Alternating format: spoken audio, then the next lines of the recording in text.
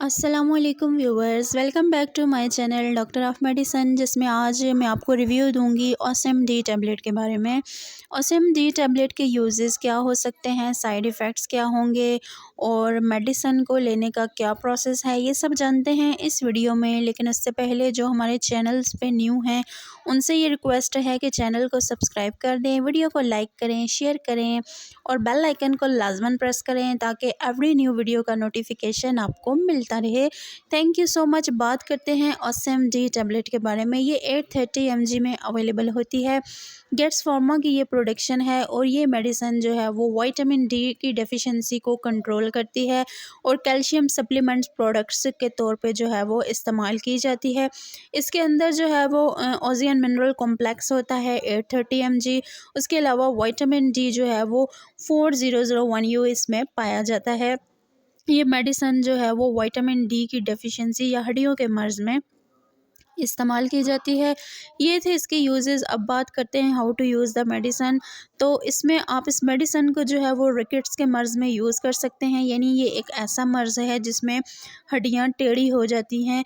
आपके बाजुओं और टांगों की, स्पेशली फिंगर्स की जो बोन्स हैं वो बहुत ज़्यादा टेढ़ेपन के शिकार हो जाती हैं।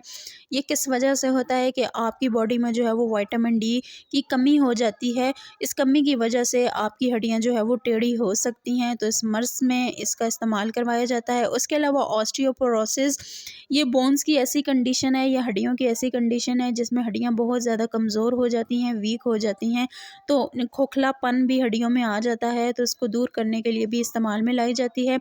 उसके अलावा जो हमला औरतें होती हैं या दूध पिलाने वाली जो माएँ होती हैं उनमें भी बहुत ज़्यादा डेफिशिएंसी हो जाती है विटामिन डी की भी।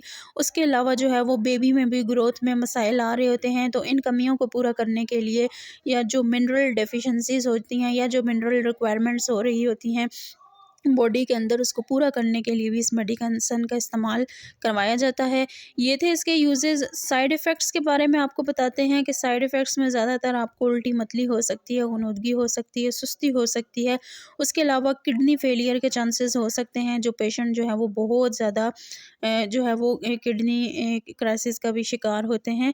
तो अब बात करते हैं कॉन्ट्राइंडिकेशंस के बारे में। तो अगर आप पहले से कोई मेडिसिन खा रहे हैं या कोई मिनरल या विटामिन डी आप ले रहे हैं तो इस मेडिसिन का इस्तेमाल मत करें। और अगर आप हामिला हैं, दूध पिलाने वाली माँ हैं या आप शुगर पेशेंट हैं या आप किडनी पेशेंट हैं, तो इन सूरत हाल में इस मेडिसिन का इस्तेमाल करने से पहले लाजमन अपने फिजिशियन से एक बार कंसल्ट कर लें। और हमारी इन्फॉर्मेशन पसंद आई हो तो चैनल को ज़रूर सब्सक्राइब करें। Thank you.